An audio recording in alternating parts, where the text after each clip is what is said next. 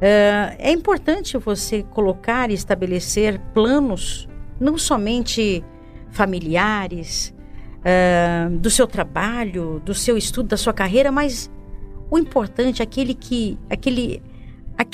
vamos dizer assim, aquilo que realmente rege a nossa vida é a parte espiritual. E quem não deseja ter um ano abençoado? Todos nós queremos sempre colher o melhor desta vida. Eu digo que a vida já é uma bênção de Deus a todos nós. Porém, não podemos negar que a vida fica muito mais gostosa quando Deus nos brinda com as suas promessas. Mas uma grande verdade a respeito da vida do servo de Deus é que ela terá obstáculos. E são justamente esses obstáculos que deveremos vencer para ter um ano abençoado. Jesus foi claro quando ele disse: "Estas coisas vos tenho dito para que tenhais paz em mim. No mundo tereis aflições, mas tende bom ânimo, eu venci o mundo." Jesus, ele passou pelos obstáculos e os venceu, e por isso é nosso modelo de luta e vitória. Vejamos aqui um primeiro obstáculo que devemos vencer para ter um ano abençoado: falta de fé. Eu creio que a fé é o ingrediente principal para a gente vencer, né? A fé é o combustível básico que fará a vida do servo de Deus ser vitoriosa. Porque alguém sem fé não consegue andar nos caminhos de Deus, né? Tudo que temos de fazer é crermos no Todo-Poderoso. De fato, sem fé é impossível agradar a Deus. Sem fé, a gente não avança, não consegue lutar a carreira que nos está proposta. Sem fé, nós ruímos. E quem quer viver um ano abençoado precisa ter e cultivar a fé. Segundo obstáculo, medo. O medo tem a sua função de proteção da nossa vida em vários aspectos. A gente nasce, né, com esse sentimento de medo para proteção. Eu dou um exemplo: se você sobe a um andar muito alto, a olhar para baixo, você tem medo, né? É um medo que você já nasceu com ele para a sua proteção, né? Porém, quando o medo fica exagerado, descontrolado, aí nos transforma em covardes que preferem não arriscar por causa do medo. E Deus não nos tem dado espírito de covardia, diz 2 Timóteo 1,7, mas de poder, de amor e de moderação. Então a covardia, posso dizer assim, é um grande inimigo que faz você, eu, ficarmos pregados nos bancos das igrejas por falta de coragem, de romper as dificuldades e confiar na atuação de Deus em nossas vidas.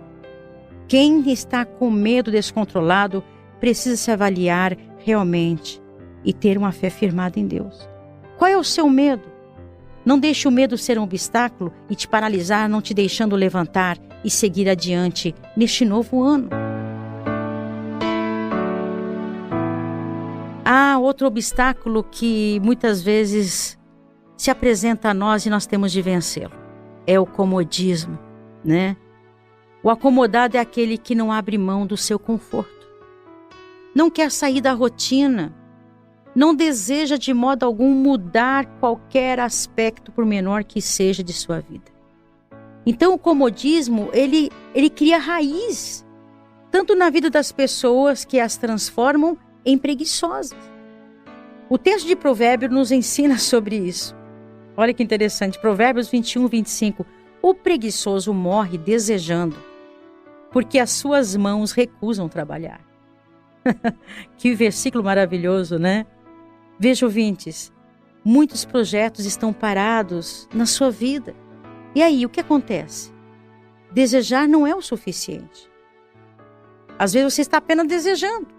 É preciso colocar as mãos na massa, arregaçando as mangas e vencer esse grande obstáculo chamado preguiça.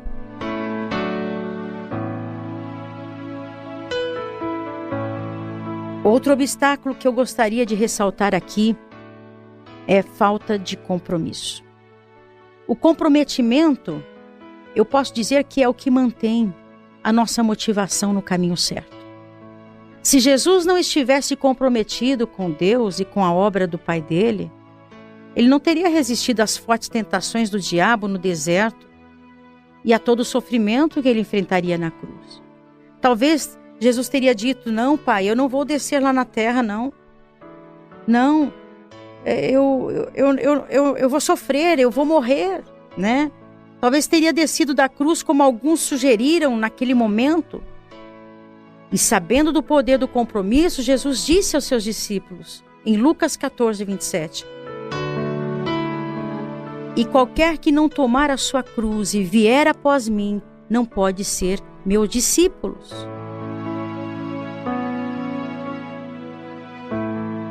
Então, o que nos falta é comprometimento.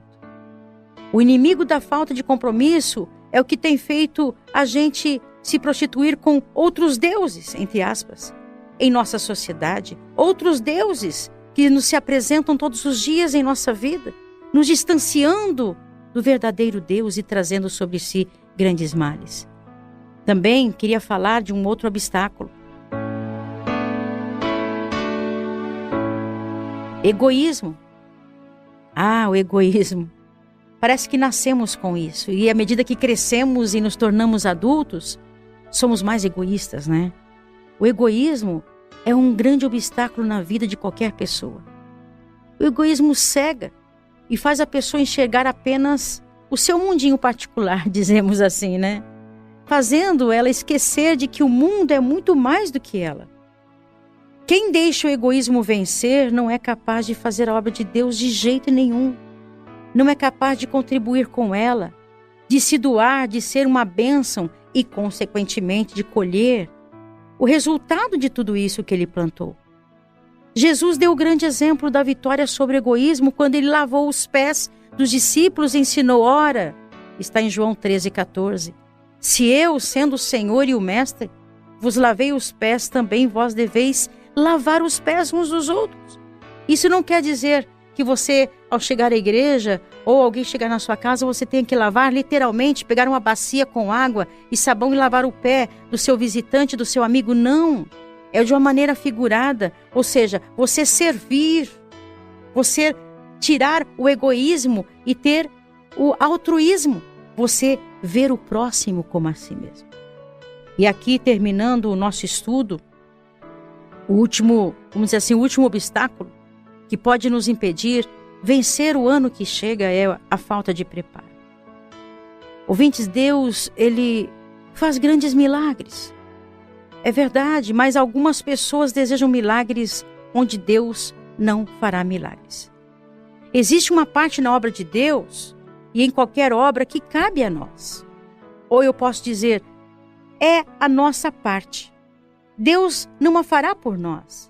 Aqui, nessa parte da falta de preparo, muitas pessoas são vencidas, pois elas não se dispõem a se preparar para ser usadas por Deus. O apóstolo Pedro, ele escreveu a importância do preparo. 1 Pedro 3,15, antes santificai a Cristo como Senhor em vosso coração. Preste atenção no que ele diz, estando sempre preparados para responder a todo aquele que vos pedir razão da esperança que há em vós. Então precisamos organizar a nossa vida e nos preparar para fazermos a obra de Deus da melhor forma possível e não relaxadamente. E até pergunto, quantas almas você ganhou este ano? Pastor, você que está me ouvindo, seja de qualquer igreja, Deus lhe faz esta pergunta: quantas pessoas você batizou na sua congregação? Você, ouvinte, quantas pessoas você ganhou este ano? Nenhuma. Onde está o erro? Quando Jesus Cristo ressuscitou a Lázaro, os homens que ali estavam participaram deste grande milagre. Porque eles tiveram que remover aquela pesada pedra do túmulo para abri-lo. Então esta foi a parte daqueles homens. Jesus não foi lá remover a pedra. Jesus não a fez por eles. Então, que aprendamos que precisamos nos preparar cada vez mais para sermos grandes homens e mulheres de Deus e sermos assim muito abençoados. Que Deus abençoe o seu novo ano, mas faça a sua parte, querido ouvinte, para ser abençoado. Que Deus nos abençoe e que possamos prosseguir nesta jornada com a bênção de Deus sobre a nossa vida, sobre a nossa família. Vou lutar com as armas que o Senhor me deu. Vou vencer como Ele assim também venceu. Ergo a cabeça e luto com a espada na mão. Deus me ungiu para ser um grande campeão. Se a tempestade de repente quiser me assustar, Jesus estende a mão e manda o vento se acalmar. Pois Ele tem esse poder na terra e no céu. É o Senhor que faz promessas e sempre é fiel. Eu vou lutar com o escudo da minha fé e estarei calçado com o Evangelho nos meus pés e na cabeça o capacete da salvação. São essas